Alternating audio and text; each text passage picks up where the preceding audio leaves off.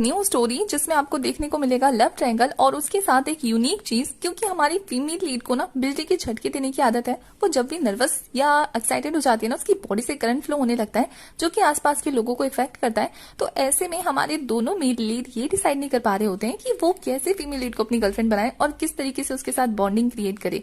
तो ये चीज विटनेस करने के लिए ना आपको स्टोरी पूरी देखनी पड़ेगी और मैं स्टोरी को 4 पार्ट में एक्सप्लेन करूंगी।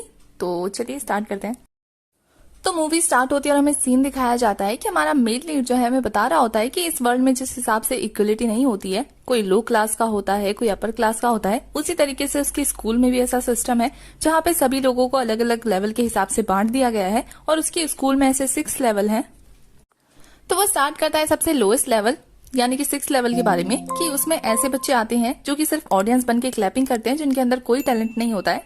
और 5th लेवल में वो बच्चे आते हैं जो दूसरों को बुलीज करते हैं, बेसिकली बदमाश टाइप के बच्चे। और 4th लेवल में वो बच्चे आते हैं जो कि किसी एक पर्टिकुलर सब्जेक्ट में काफी ज्यादा हाई क्वालिफाइड होते हैं, यानी कह सकते हैं बिल्कुल पढ़ाकू टाइप। 3rd नंबर पर आते हैं एथलीट जो कि किसी ना किसी एक स्पोर्ट्स में नंबर 1 पे होते हैं। 2nd नंबर पे आती है स्कूल हॉटीज यानी कि स्कूल की सबसे ब्यूटीफुल गर्ल्स जिनके इंस्टाग्राम पे सबसे ज्यादा फॉलोअर्स हैं। और 1st नंबर पे आते हैं सिंगर्स जिनके अंदर इतना टैलेंट है, जो कि इतने ज्यादा टैलेंटेड और पॉपुलर हैं स्कूल में कि लड़कियां उनकी एक झलक को और लड़के उनकी कायल अदाओं के फैन हो जाते हैं। और इसी के साथ हमारा मेल लीड बताता है कि उसके पूरे स्कूल में एक ऐसा ग्रुप है जिसको गोल्ड ग्रुप के नाम से जाना जाता है, जहां के बच्चे मल्टी टैलेंटेड है और वहां का लीडर है फेम, जो कि इतना ज्यादा हॉट है, इतना ज्यादा सेक्सी है कि लड़कियां उसकी एक झलक को पागल हो जाती हैं। उसी के साथ वो पढ़ाई में भी नंबर 1 है, स्पोर्ट्स में भी नंबर 1 है, यहाँ तक कि सारे स्पोर्ट्स में नंबर 1 है।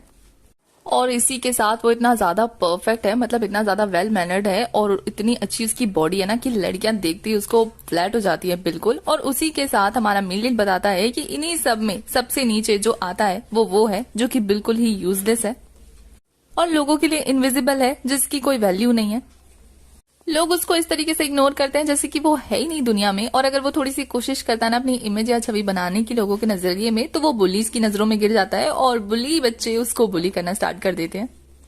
वैसे तो उसका मन तो बहुत होता है कि वो उन बुलीज को मजा चखाए, लेकिन उसकी हालत अभी वैसी नहीं होती है, तो वो उनकी फरमाइश भी मान जाता है। उसके बाद हमारे मेल लीड पोंग को दिखाया जाता है जो कि अपने फुटबॉल की रक्षा कर रहे होते हैं फील्ड में बैठे बैठे और सोच रहे होते हैं कि इस स्कूल में मेरी एक क्रश भी है जो कि गोल्ड टीम की 2nd प्रेसिडेंट है, जिसका नाम मिंक है। और वो साथ ही उसे देख रहा होता है, देखते देखते खो जाता है, कहता है कि वो काफी ज्यादा स्वीट है। और वो इतना देखने में उसे खो जाता है ना कि एक बच्चा उसके पास से उसका फुटबॉल लेके चला जाता है, उसको होश ही नहीं रहता। और जैसे ही उसे होश आता है ना, वो उसके पास जाकर जैसे उससे अपना बॉल मांगने की कोशिश करता है, वो उसकी तीखी नजरों से डर जाता है, लेकिन जैसे तैसे हिम्मत करके अपनी बॉल मांग ही लेता है। और वो बच्चा इतना बदमाश होता है कि उसका बॉल इतनी जोर से फेंकता है कि उसका बॉल जाकर मिंग के पैरों में गिरता है। और ये देखकर वो पहले तो खुश होता है, और जब मिंग उससे पूछती है कि क्या ये उसका बॉल है, तो वो हाँ में सर हिला देता है।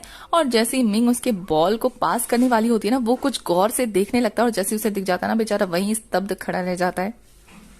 और जब वो घर पहुंचता है ना, तो कुछ ड्रॉ करने लगता है और यही हमें पता लगता है कि वो बहुत अच्छी ड्राइंग करता है, क्योंकि वो एक कॉमिक आर्टिस्ट बनना चाहता है और उसकी ड्राइंग भी ना बिल्कुल काफी परफेक्ट होती है। और वो अपने साथ जो आज घटा होता है ना, उस चीज को ड्रॉ करने लगता है, मतलब मिंग के साथ अपनी फर्स्ट मुलाकात।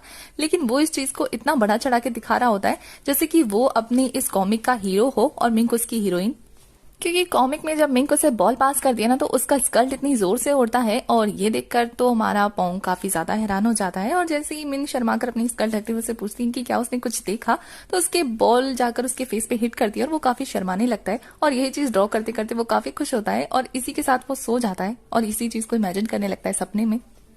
और सपने देखने के चक्कर में बेचारा स्कूल के लिए लेट हो जाता है। अगले दिन भागते भागते स्कूल पहुंचता है ना, जहां पोंग नोटिस करता है कि गोल्डन टीम के बच्चों की जहां फोटो लगी हुई थी ना, वहां से हमारे फेम की फोटो गायब है। और मतलब किसी लड़की ने फिर से उसकी फोटो चुरा ली। पर पोंग उस चीज पे ज्यादा गौर नहीं करता है, फटाफट अपने टीचर के कैबिन में पहुंचता है और जाकर अपनी होमवर्क नोटबुक वहां सबमिट कर देता है। और फटाफट स्कूल प्रेयर में पहुंचता है जहां वो लेट हो चुका होता है। तो वो बुली उसके पास आता है और उससे पूछता है कि क्या तुमने अपना होमवर्क सबमिट कर दिया, तो वो कहता है हाँ। लेकिन जैसे ही वो उसका बैग खोल के चेक करता है ना, तो वो काफी गुस्सा हो जाता है, क्योंकि उस बुली को लगता है कि उसने झूठ बोला है। और जैसे ही पोंग अपना बैग चेक करता है ना, उसे याद आ जाता है कि वो अपनी ड्राइंग वाली नोटबुक वहां सबमिट करके आ गया है। और वो वहां से निकलने की कोशिश करता है, लेकिन प्रिंसिपल तो उसको निकलने जाने नहीं देता। और ये देखकर तो पोंग की हालत खराब हो जाती है कि कहीं अब वो उसकी जो ड्राइंग है उसका पोल पट्टी ना खुल जाए। दूसरी तरफ टीचर के कैबिन में एक लड़की आती है, वो सभी की सभी नोटबुक्स ले जाती है। तभी वहां पे पोंग आता है भागा भागा और अपनी नोटबुक ढूंढने लगता है। तो टीचर उसे बताती है कि वो तो ऑलरेडी बच्चों में डिस्ट्रीब्यूट करने के लिए एक लड़की ले गई। तो उसी तरफ वो लड़की डिस्ट्रीब्यूट करने लगती है और जैसे ही उसे पोंग की वो नोटबुक मिलती है ना, उसे लगता है वो मिंग की है क्योंकि उस पर मिंग का नाम लिखा था, तो वो उसे दे देती है।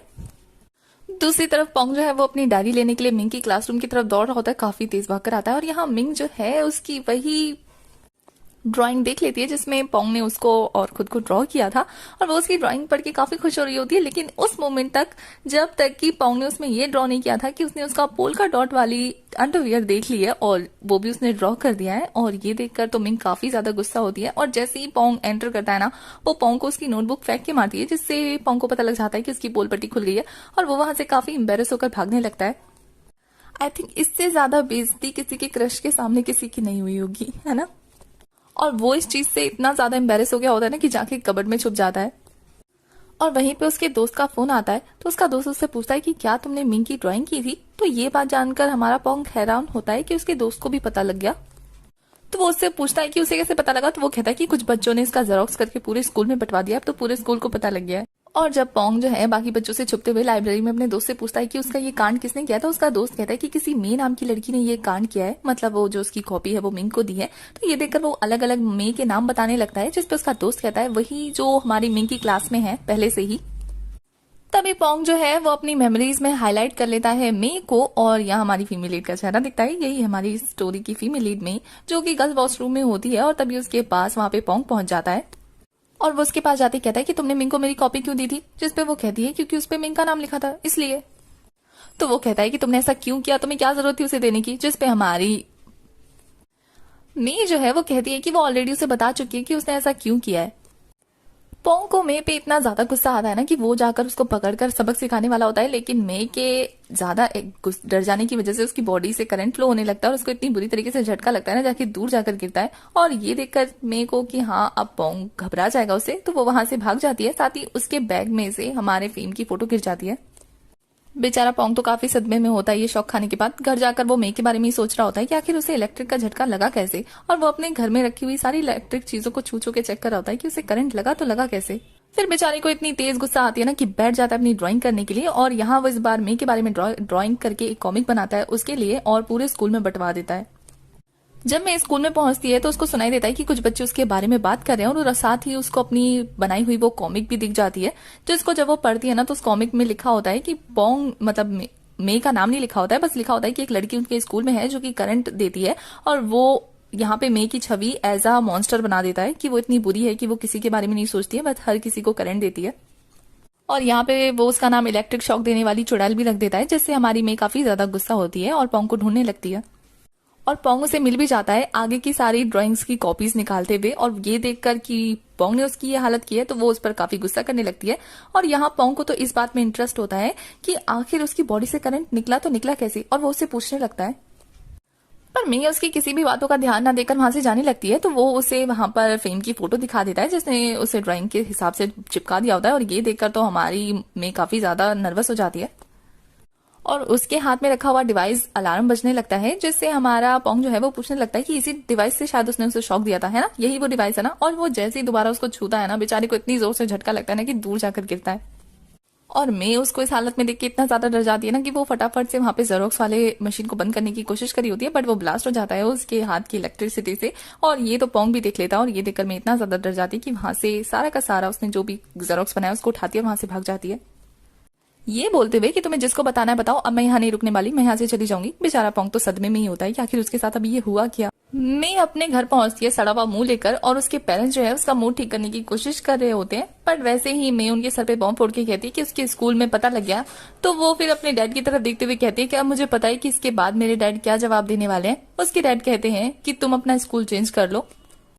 और फिर मैं बताती है कि ये सारी चीजें स्टार्ट हुई जब वो छोटी थी और बचपन में एक दिन आइसक्रीम लेने गई थी।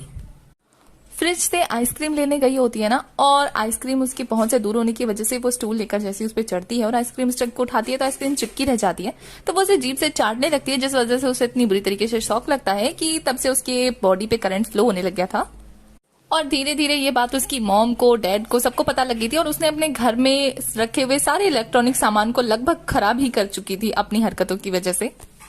तो इन सारी चीजों से परेशान होकर हमारे मे के मॉम डैड जो है उसे एक घड़ी लाकर देते हैं और कहते हैं कि अगर वो और बच्चों की नजरों में ज्यादा बुरी नहीं बनना चाहती है ना, तो आइंदा से वो ये घड़ी पहन के रखे और जैसे ही उसकी हार्ट बीट जो है वो 120 क्रॉस करे, वो फटाफट बच्चों से दूर भाग जाए। तो बचपन में उसके दोस्तों के साथ वो फिश पकड़ने गई होती है, तो उसके दोस्तों को फिश पकड़ता हुआ देखकर इतनी ज्यादा खुश हो जाती है छोटी में कि उसको समझ नहीं आती और वो खुद को एक्साइटेड करके फटाफट जाकर ना पानी में हाथ डाल देती है, जिससे काफी सारी मछलियां मर जाती है और उसके दोस्त उससे डरने लग जाते हैं।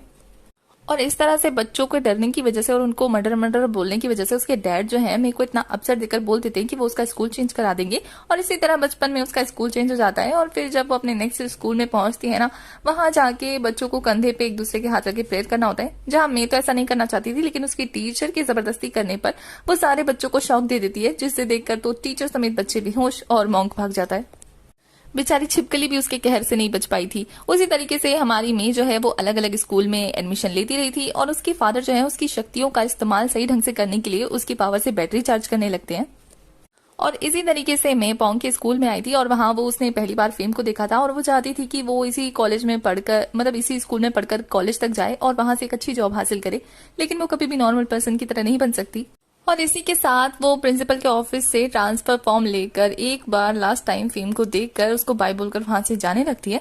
तो वो रास्ते में जाते टाइम पे नोटिस करती है कि पोंग जो है वो एक एक करके सभी बच्चों से अपनी कॉमिक वापस ले रहा है, जो उसने मे को बिहाफ पे रखकर ड्राइंग बनाई थी, उस कॉमिक्स को वापस ले रहा है। इस बीच बुली उसे परेशान करते हैं और वो ये चीज भी देखती है कि पोंग उसकी कॉमिक्स को कलेक्ट करने के लिए बुली से बुली भी हो रहा है। और फिर वो जाकर देखती है ना कि पोंग वो सारी की सारी जो स्केचेस है उनको जला रहा है। तो वो उसके पास जाकर कहती है कि क्या ड्राइंग अच्छी नहीं थी? तो वो कहता है नहीं, ड्राइंग अच्छी थी, वो तो बस इसलिए चला रहा है ताकि वो किसी को मे के बारे में पता ना लगने दे। और वो चाहता है कि मे इस स्कूल से वापस ना जाए क्योंकि वो जानता है कि उसका लव इस स्कूल में पड़ता है। तो ये बात सुन के मे इमोशनल हो जाती है और वो अपना ट्रांसफर जो पेपर था उसको उस आग में डाल देती है। तभी पोंग उसे फेम की फोटो वापस दे देता है और वो लेकर वहां से जाने लगती है। पर पोंग उसे टोककर मिंग के बारे में पूछ रहा होता है। तभी हमारी मे जो है वो नोटिस करती है उसकी लगाई हुई आग से वहां पर आग फैलने लगी है और ये देखकर वो दोनों के दोनों डर जाते हैं। यहाँ मैं दिमाग से काम लेते हुए फटाफट भागती है स्कूल की तरफ और वहां से फायर एक्सटेंशन लेकर दौड़ पड़ती है आग बुझाने के लिए। और ये चीजें वहां पर फेम भी नोटिस करता है पहली बार में वो, और मैं आकर फटाफट से आग बुझा देती है। और ऐसा करने के बाद वो काफी ज्यादा थक जाती है, जहां पोंग उसके पास जाकर कहता है कि क्या तुम बेहोश होने वाली हो? तुम तो सुपर हीरो निकली। तो वो कहती है क्या सुपर हीरो? तो वो कहता है कि तुम तो अपने बॉडी से करंट निकालती हो, क्या तुम फोन भी चार्ज कर लेती हो उससे? और वो ऐसी बकवासी करा होता है उसके पास। तो हमारी मे जो है उसको ज्यादा भाव नहीं देती है और यहाँ दोनों के बीच में थोड़ी सी नोकझोंक वाली बॉन्डिंग हो जाती है। नेक्स्ट डे सीन दिखाया जाता है कि हमारा फेम जो है वो अपना फुटबॉल प्रैक्टिस कर रहा होता है। तभी गलती से उसकी बॉल पहुंच जाती है मे के पास, जो कि खड़े खड़े उसे देख रही होती है। तो यहाँ पर फेम जो है उसे नोटिस करता है और उसके पास आ रहा होता है और यहाँ हमारी मे की हार्ट बीट बढ़ने लगती है उसे देखकर। तो फेम उसके पास आकर उससे पूछता है कि वो कौन से टीम से है? तो वो बताती है गोल्ड के। और फिर वो उससे उसका बॉल मांगने के लिए उसके पास आने लगता है और ये देखकर मे की उसका हार्ट रेट बढ़ रहा है, अब वो इलेक्ट्रिक शॉक ना दे दे फेम को, वहां से भाग लेती है और फेम भी उसके पीछे पीछे भागने लगता है अपना बॉल लेने के लिए।